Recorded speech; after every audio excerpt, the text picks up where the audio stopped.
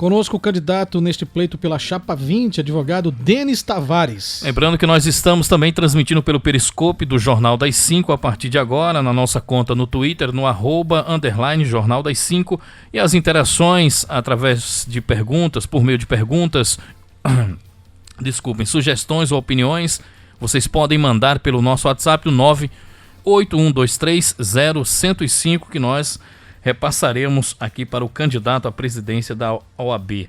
Advogado Denis Tavares, seja bem-vindo aqui ao Jornal das 5. Gostaria inicialmente que o senhor falasse um pouco sobre a sua trajetória dentro da área do direito. Boa tarde. Boa tarde, Tássio Araújo. Boa tarde, Fábio Oliveira, Enio, Marcelo. Boa tarde aos meus colegas que me acompanham hoje aqui no Jornal 105, no Jornal da FM 105. Muito boa tarde a todos que nos ouvem pela FM.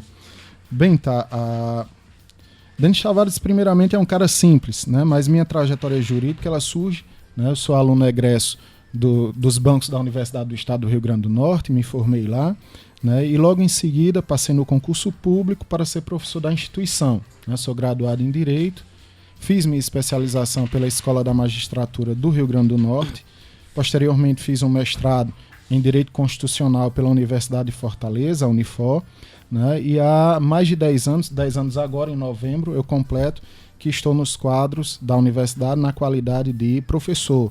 Atualmente eu coordeno o curso de Direito da Universidade do Estado do Rio Grande do Norte. E no que se refere à advocacia militante, né, eu já me encontro há mais de 13 anos aí nos fóruns, nos tribunais, né, defendendo o direito. Qual é a especialização do senhor, o foco de atuação? A minha especialização de estudo é em Direito Constitucional, né, mas no dia a dia forense, né, eu trabalho com o Direito do Trabalho, né, e com o Direito Civil. Também aqui conosco no estúdio o candidato a vice-presidente, o advogado Diego Tobias, e a advogada Ana Cristina, que é coordenadora e também faz parte da Chapa 20. Secretária-geral da Chapa, né? Exatamente.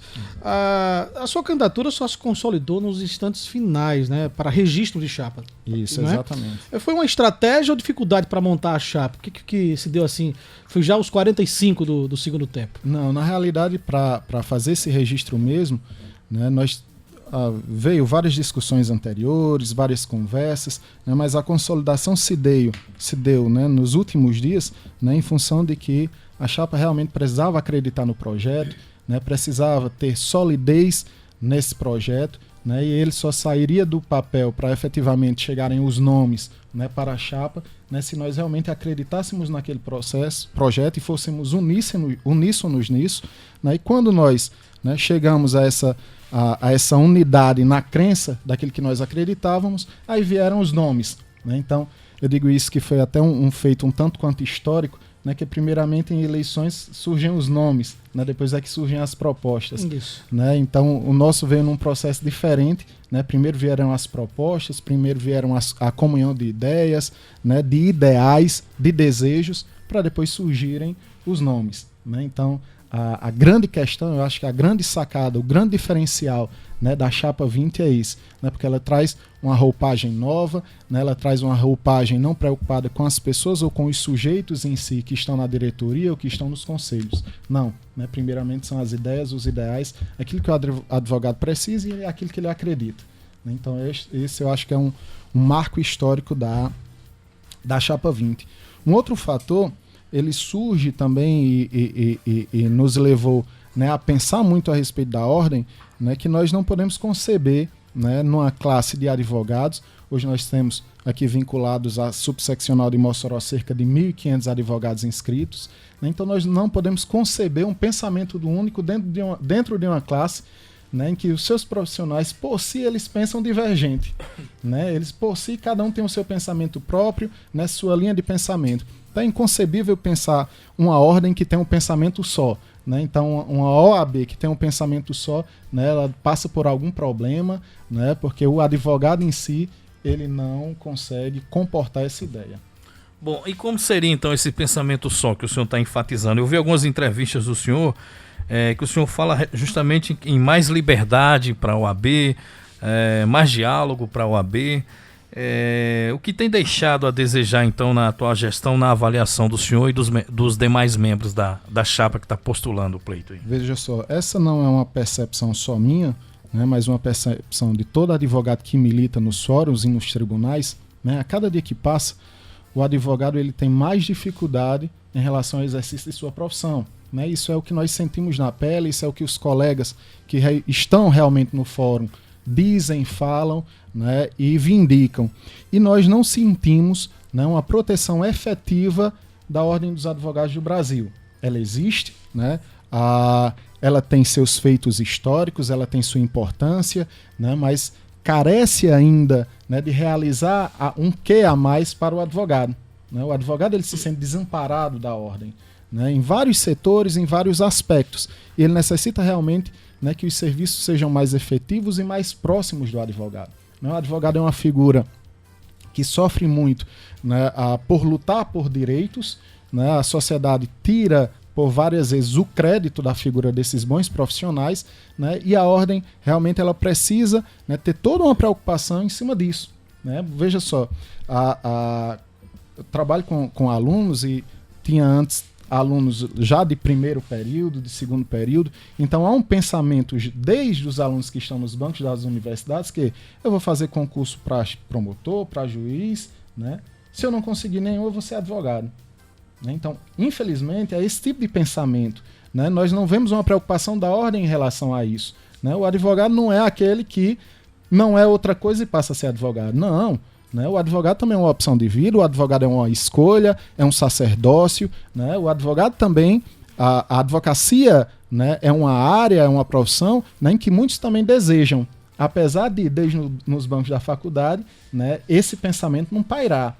Então, veja, né, que por vários setores, inclusive dentro dos cursos jurídicos, né, não há um trabalho de valorização, né, desse profissional, da dignidade dele, da importância dele, né, dentro de toda a conjuntura do direito.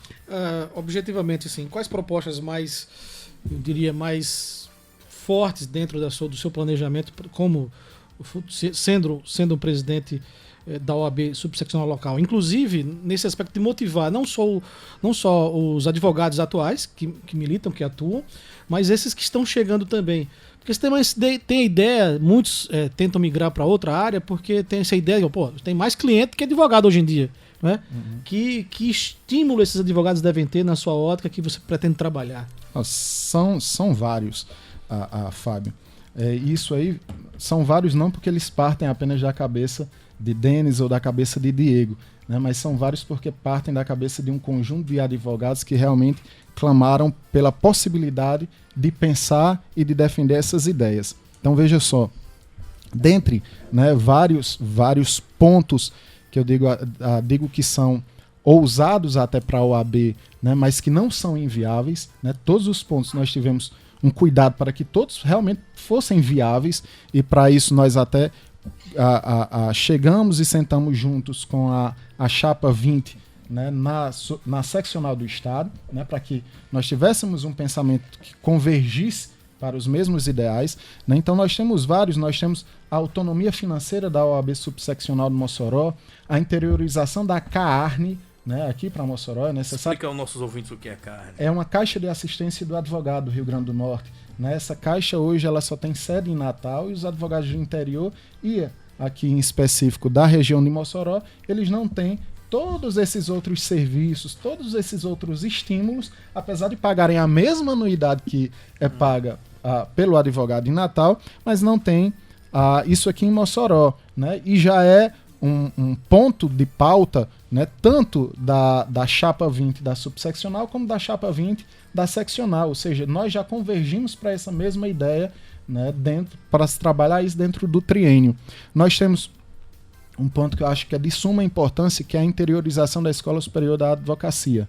Né? Hoje nós podemos observar que vários órgãos, institutos, o Ministério Público, a magistratura, a Escola de Auditores, se preocupam com a qualificação continuada de seus profissionais. Né? O advogado ele é um tanto quanto solto. Né? Quando ele precisa se profissionalizar, ele que tem que correr atrás só, né? Ele que tem que buscar isso só. Então nós não percebemos, nós não temos esse trabalho né, da Ordem dos Advogados do Brasil, que nos chegue de uma forma efetiva e de uma forma que realmente nós possamos assumir, né? Por vezes chegam alguns cursos que vêm de São Paulo ou do Rio para que o advogado possa fazer, mas há um custo muito alto, né, que vários advogados, principalmente os que estão no início de carreira, não têm condição de acessar, né? Então eu às vezes ofereço um produto, mas que é inacessível. Então termina, né, não sendo utilizado pela grande maioria dos profissionais, né, que realmente sentem esse desejo, né? O advogado eu digo isso porque sou advogado de profissão, né, por vocação também. O advogado ele sente esse desejo, né, de sempre estar se renovando, sempre estar se aprimorando, né? E isso é um desejo de todos os colegas que conosco que estão nessa chapa, né? Então nós acreditamos que essa qualificação continuada, né, essa capacitação continuada, né, ela é um quê, né, ela é um plus que a chapa 20 tem como efetivar, né, porque nós já estamos muito bem organizados com a estadual, seccional de Natal, e aí é perfeitamente viável e vai favorecer a todos os advogados. Ok, aqui no Jornal das 5 estamos conversando com o advogado Denis Tavares, candidato à presidência da subseccional da OAB de Mossoró. Ele integra a chapa 20, juntamente com o vice, o advogado Diego Tobias. Olha só, acompanha a gente pelo Periscope o jornalista Carlos Santos, que é um dos colaboradores aqui do Jornal das 5, daqui a pouco tem um comentário dele, e também o deputado estadual Kelps Lima, que está acompanhando pelo Periscope, entre outros que acompanham através do vídeo aí no aplicativo Periscope. Candidato, pergunta de Paulo Marcelo aqui do Abolição 3, qual é a sua proposta para tornar a OAB mais próxima do cidadão? Certo, nós temos, primeiro, Paulo, não é isso? Isso. Paulo Sérgio. Marcelo. Paulo Marcelo. Nós temos um objetivo, primeiramente, estabelecido entre nós advogados, né? A OAB, ela precisa inicialmente priorizar o advogado, né? Os trabalhos devem ser inicialmente priorizados para essa figura que necessita dessa ordem para poder desenvolver melhor, para poder até desenvolver a sua profissão.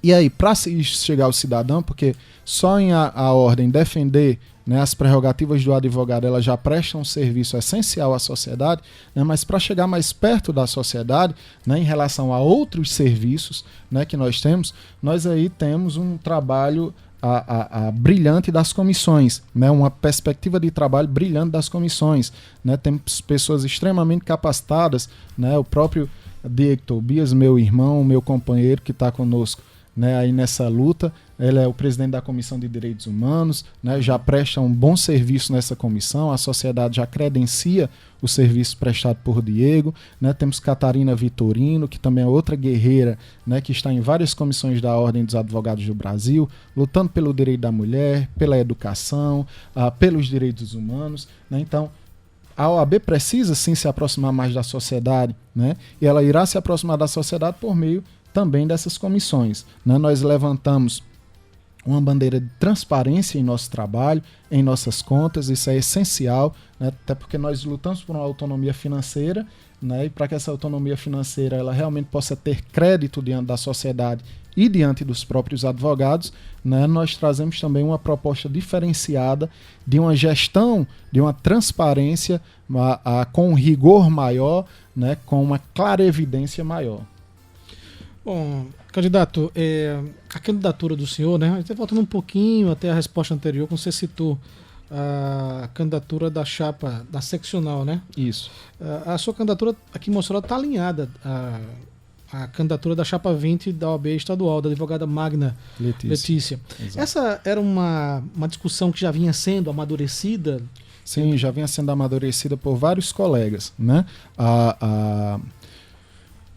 Como havia dito antes, Fábio, várias conversas já existiam, né? Essas conversas elas vieram a ficar mais acalouradas, né? Logo do início da abertura dos prazos para registro, né? Então as conversas foram ficando mais frequentes e tudo, e quando me chamaram, né, para participar dessas conversações, né, foi já há alguns dias antes e nós conseguimos unir as nossas ideias e as nossas forças. Né? Foi realmente discutido antes, foi realmente pensado antes, né? Foi isso tudo trabalhado com muito cuidado, né? Para que nós não levantássemos, e nunca eu iria colocar o meu nome nisso, nunca os meus colegas que estão empreendendo essa luta na Chapa 20, doutora Ana Cristina, doutor Diego, nunca iria levantar uma bandeira como essa, né? Se não realmente acreditasse no projeto de uma OAB diferente. O Laudenilson aqui dá os parabéns a você, candidato. Né? Tá acompanhando a gente também, inclusive já dá o dica aqui do trânsito. Como sempre, a Leste-Oeste muito congestionada, muito cuidado nesse trecho da cidade aí, que liga ali o bairro, ali é o extremo do centro, entre o centro de Paredões e aqui é o Costa e Silva. Então cuidado. Laudenilson, parabeniza a sua candidatura, está acompanhando a gente com certeza. Muito obrigado, Laudenilson. Olha, candidato, já que a chapa se apresenta como oposição, geralmente quando se há oposição é porque há pontos divergentes na atual gestão. Sim. Então a pergunta que eu faço ao senhor de forma objetiva, onde a atual gestão deixa a desejar do ponto de vista da OAB? Qual é a principal crítica que vocês da oposição estão levantando nesta campanha? Só por um critério bem objetivo para você perceber aí, Tássio, nós recebemos hoje, apenas hoje, né, depois de mais de 10 dias dos registros da candidatura, a lista dos advogados aptos a votar. Né, apenas hoje nós recebemos essa lista. Os advogados aptos a votar são aqueles que estão adimplentes com a ordem até o dia 16 de outubro, foi isso? Até a semana, exato, um mês antes do pleito. Antes da eleição. Exatamente. Né? E nós só recebemos essa lista hoje. A OAB já tem essa lista há muito tempo e não abre a transparência da ordem para nós. Né? Então nós não tivemos hoje acesso. E com essa lista o que nós podemos perceber? Veja só como os advogados eles são desassistidos e a ordem realmente não é atrativa ao advogado como deveria ser. De cerca dos 1.500 advogados, apenas 800 e poucos estão aptos a votar. Né? Então há uma desassistência da ordem nesse sentido. Né? São vários advogados que estão inscritos e que não irão votar. Por que esses advogados não irão votar? O que é que está acontecendo na vida desse profissional? Né? Por que é que ele não está no mercado de trabalho? Algo em torno de 600 advogados. Quase 50%. Quase 50%. Né? Quase 50% dos advogados não irão votar. Por que não irão votar? Porque não estão trabalhando ou porque estão em alguma dificuldade financeira. E isso porque há uma política muito forte, ou melhor dizendo, não há nenhuma política da OAB em relação à valorização dos honorários advocatícios. Existem profissionais que têm que se submeter a fazer uma audiência por R$20. Né? Não há uma política de fiscalização da Ordem dos Advogados do Brasil, logo não há valorização do advogado, logo o advogado não vota, logo o advogado não participa, logo o advogado não prioriza a ordem. E não prioriza a ordem, né, justamente porque essa ordem não lhe dá uma contraprestação, não lhe dá uma assistência. Então, só por esse cenário aí, né, você percebe, né, os problemas da atual gestão. Um outro fator de extrema importância é a Ordem dos Advogados do Brasil. Hoje a anuidade do advogado que já paga na integralidade é quase R$800, certo? No Rio Grande do Norte, a Ordem dos Advogados do Brasil está fazendo empréstimo junto à Caixa Econômica. Nós não podemos conceber uma coisa como essa. Né? Empréstimos recorrentes.